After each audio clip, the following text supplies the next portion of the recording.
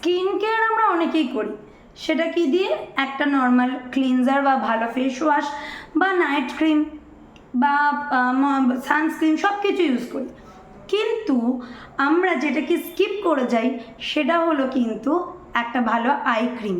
হ্যাঁ, আমাদের ফেসের দেখো মেন প্রথম যেটা আমাদের চোখ পড়ে সেটা হচ্ছে আই এরিয়া, এবং আমরা এখন রেগুলার ওয়েতে কিন্তু মোবাইল, ল্যাপটপ এগুলোতে আমরা কিন্তু কাজ করতে অভ্যস্ত, এবং তাতে কি হয় আমাদের আই এরিয়াতে কিন্তু এই রেগুলো পড়ছে এবং একটা dark circle, aging problem, pigmentation problem আসছে।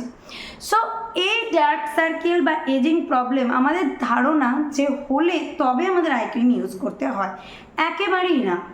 আমরা কিন্তু একদম টিন এজ বয়স থেকে আমরা কিন্তু আই ক্রিম ইউজ করা স্টার্ট করব। এতে কি হয়, আমাদের যে আই এরিয়াটা যেমন রিল্যাক্স ফিল করে, তার সাথে সাথে কিন্তু ডার্ক সার্কেল আসে না, তার সাথে সাথে পিগমেন্টেশন আসবে না, তার সাথে সাথে কিন্তু এজিং প্রবলেমটাও আসবে না। তো আজকে আমি দুটো নিয়ে কথা বলবো। এটা হচ্ছে গ্লোরাইজার আই ক্রিম, এটা আমি আমার ছেলেকে ইউজ করাই।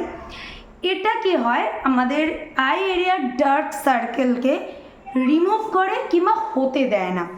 কারণ হচ্ছে এটার মধ্যে যে টেকনোলজি দেওয়া আছে, সিলভার বিচ দেওয়া আছে, এটা কিন্তু হোয়াইটনিং করে। আমরা ভাবি যে আমরা ফেসে যে ময়শ্চারাইজার ইউজ করছি ওটাই আমরা হয়তো আই এরিয়াতে ইউজ করতে পারছি, বাট না, কারণ আই এরিয়াতে আমাদের একটা দেখো স্কিনের লেয়ার কিন্তু কম থাকে। এর ফলে কি হয়, আমরা যে জিনিস ফেসে ইউজ করি সে জিনিস কিন্তু আই এরিয়াতে ইউজ করতে পারি না। এর জন্য কিন্তু অবশ্যই আমাদেরকে আলাদা আই ক্রিম ইউজ করতে হয়। আমি ইউজ করি কিন্তু এজিং প্রবলেমের জন্য, যদিও আমার রিঙ্কেল এখনও সেভাবে আসেনি, আমি ইউজ করি নোভেজের অ্যান্টি এজিং যে রিঙ্কেল পাওয়ার আই ক্রিমটা আছে সেটি।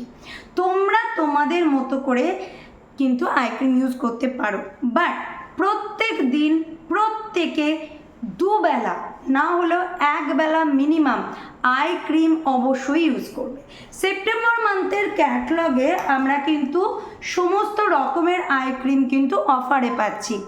আমাদের এই যে আই ক্রিম তোমার দরকার, তুমি কিন্তু কনসালটেন্সি করে সেই আই ক্রিমটাই তোমার জন্য নিও।